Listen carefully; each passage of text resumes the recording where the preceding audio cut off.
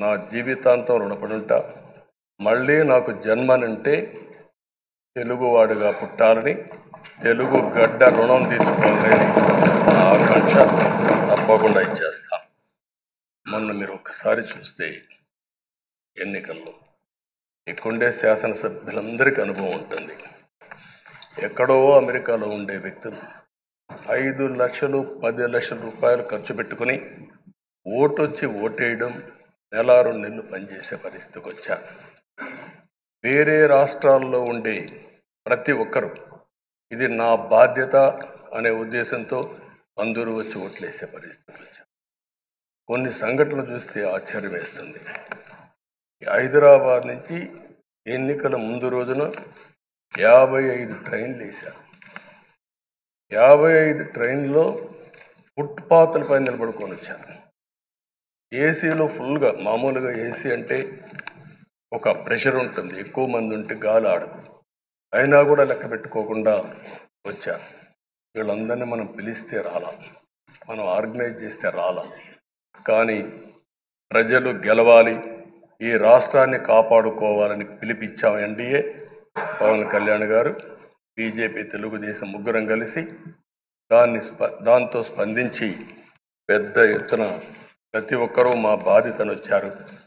అదే మాదిరిగా పేదవాడు భోజనం తెచ్చుకొని బస్సుల్లో వచ్చి ఓటేసి మళ్ళీ వెళ్ళారు. అంటే అంత అభిమానం చూపించారు. వాళ్ళ రుణం తీర్చుకోవాల్సిన బాధ్యత ఈ సభ పైన ఉందని చెప్పి మీ అందరికీ తెలియజేస్తున్నా. ఆ బాధ్యతని మన కళ్ళ ముందు ఎప్పుడూ కనపడవలసిన అవసరం ఉంది. ఈరోజు రాష్ట్రం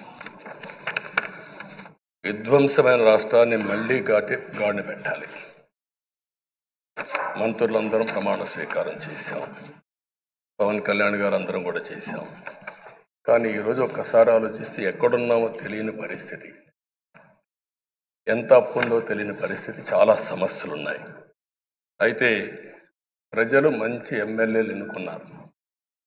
నేను కానీ, పవన్ కళ్యాణ్ గారు కానీ, బీజేపీ కానీ, అగ్రనాయకత్వం అందరం కూడా, నరేంద్ర మోడీ గారితో సహా ఇంకొక పక్క అమిత్ షా గారు అందరం కూడా మీటింగ్లు పెట్టినప్పుడు చాలా స్పష్టంగా హామీలు ఇచ్చాం. అవి నమ్మారు, మనలందరినీ ఎంపిక చేసుకున్నారు. మీరందరూ కలిసి ఒక మంచి వ్యక్తిని, రాజకీయాల్లో గౌరవాన్ని కాపాడే వ్యక్తిని, పార్టీని నమ్ముకున్న వ్యక్తిని మీరు ఎన్నుకున్నారు.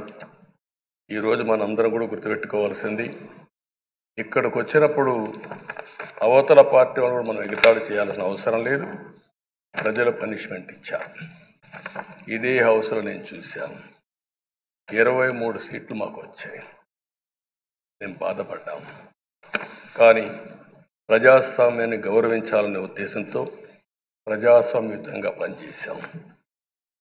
23వ తారీఖు ఎన్నికల రిజల్ట్స్ వస్తే దాన్ని వక్రీకరించి 23వ తారీఖున దేవుడు రాసిన స్క్రిప్ట్ ఇది, మీకు 23 సీట్లు వచ్చాయని మాట్లాడారు.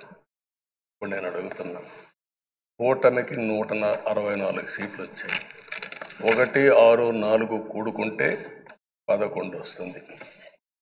రాష్ట్రంలో దగ్గర 1631 రోజులు అమరావతి రైతాంగం ఆడబిడ్డలు ఉద్యమం చేశారు. ఆ 4 నెంబర్లు కలుపుకుంటే 1, 6, 3, 1 కలుపుకుంటే 11 వస్తుంది. అంటే ఇది కూడా భగవంతుడి స్క్రిప్ట్ అయినా కూడా నేను మాట్లాడడం లేదు, నేను కామెంట్ చేయడం లేదు. ఈరోజు ఉంటే వాళ్ళకు కూడా అర్థమయ్యేది. వాళ్ళు ఉండకుండా పోవడం అనేది వాళ్ళ పిరికితనం తప్ప ఇంకోటి కాదని చెప్పి కూడా నేను మీకు తెలియజేస్తున్నా. అయితే నేను ఇక్కడుండే సభ్యులను కూడా మిమ్మల్ని కోరుతున్నా, మనం ప్రజా సమస్యలపైన దృష్టి పెట్టాలి తప్ప వీళ్ళ మీద కాదని చెప్పి కూడా నేను మీకు తెలియజేసుకుంటున్నాను.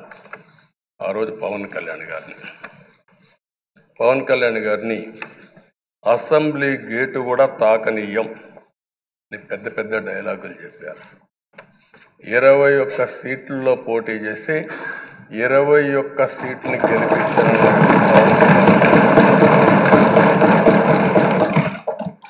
వైనాట్ 175 అని చెప్పి 11 కూడా తెచ్చుకోలేని నాయకత్వం. అంటే ఏ విధంగా మాట్లాడారు? అనేదానికి ఇది ఒక ఉదాహరణ. ఆ రోజు పవన్ కళ్యాణ్ గారు చాలాసార్లు, నేను కూడా అన్నాను, బయట చాలామంది అభినందించారు. ఎక్కడ తగ్గాలో తగ్గడం, ఎక్కడ గెలవాలనో గెలవడం నేర్చిన వ్యక్తి పవన్ కళ్యాణ్ గారు. దానికి మనస్ఫూర్తిగా అభినందిస్తున్నాను. ఈరోజు మనందరం కూడా గుర్తుపెట్టుకోవాల్సింది, రాజకీయాల్లో సుదీర్ఘమైన రాజకీయాల్లో ఉన్నాం. మొత్తం కలిసి 16వ సభ. మీ అందరికంటే సీనియర్ మోస్ట్ నేను ఇప్పుడు. 8 + 1 9వసారి, అంటే 16 సభల్లో 16వ సభ, 9 సభల్లో ఉన్నాను. అంటే అన్ని సభలను చూశాను. నా జీవితంలో ఎప్పుడూ చూడని సభ మొన్న జరిగిన సభ, 15వ శాసనసభ. కానీ ఇప్పుడు నేను కోరుకునేది మీ దగ్గర నుంచి, అది ఒక చెడు సభ కింద, ఒక కౌరవ సభ కింద మనం భావించాం. కానీ అత్యున్నతమైన సభగా 16వ శాసనసభని నిర్వహించే బాధ్యత మనందరిపైన ఉంది. గౌరవప్రదంగా నిర్వహించాలి.